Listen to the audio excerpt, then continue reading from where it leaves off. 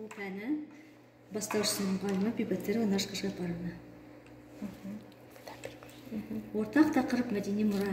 Сабақтың тақырыбы кітап асыл қазына.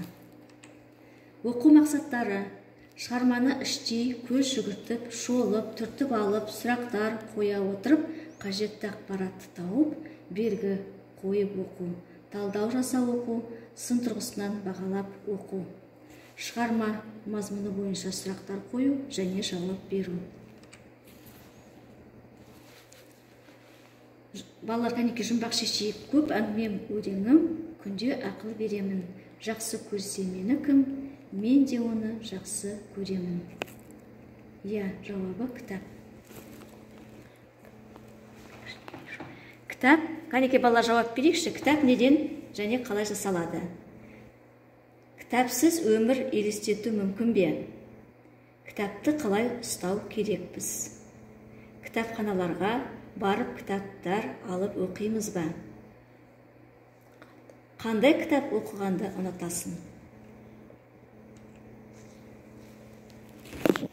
Түсінік. Адамзат баласының қол жеткізген ұлы игіліктерінің бірі білім қазынасы. Ол ұрпақтан ұрпаққа ауызша, жазбаша түрде немесе әдебиет арқылы да жеткізген.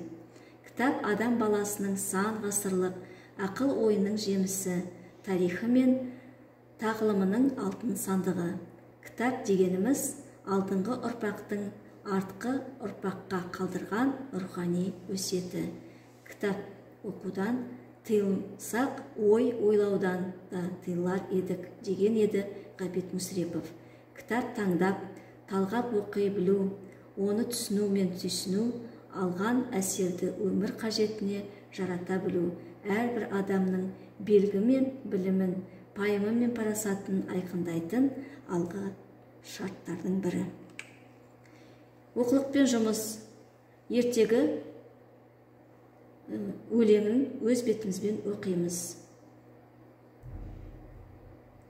Жақсы балалар, бұл ертегіні Олжас Сүлейменов жазған. Ол ақын, Алматы облысында дүниеге келген. Көбінесе Олжас Сүлейменов орыс тілінде жазған. Оның мынандай кітаптары бар: Қыш кітап, Атамекен, Арғымақтар және тағы басқа кітаптары бар.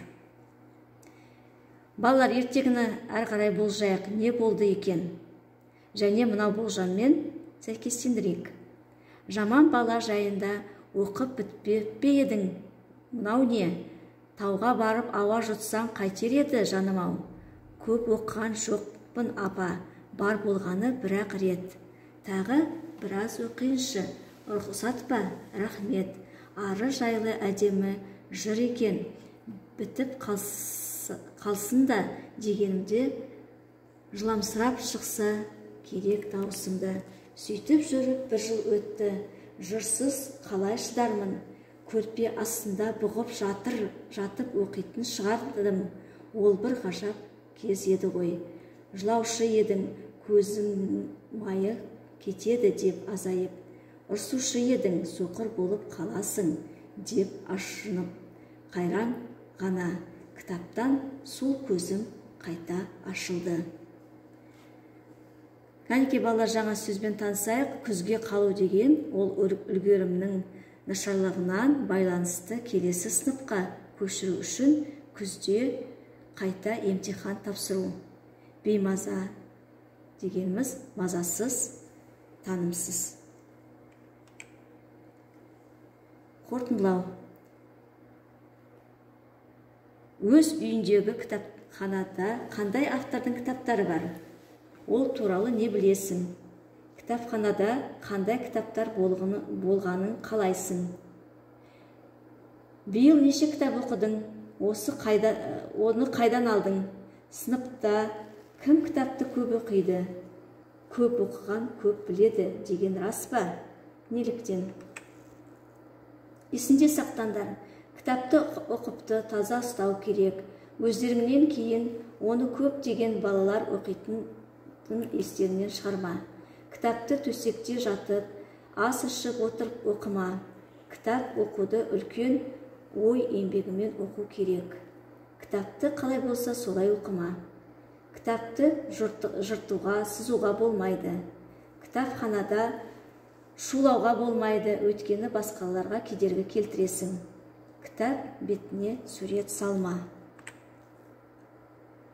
Жақсы балалар, үйге тапсырма менің оқулықтарым деген шығарма жазып келу.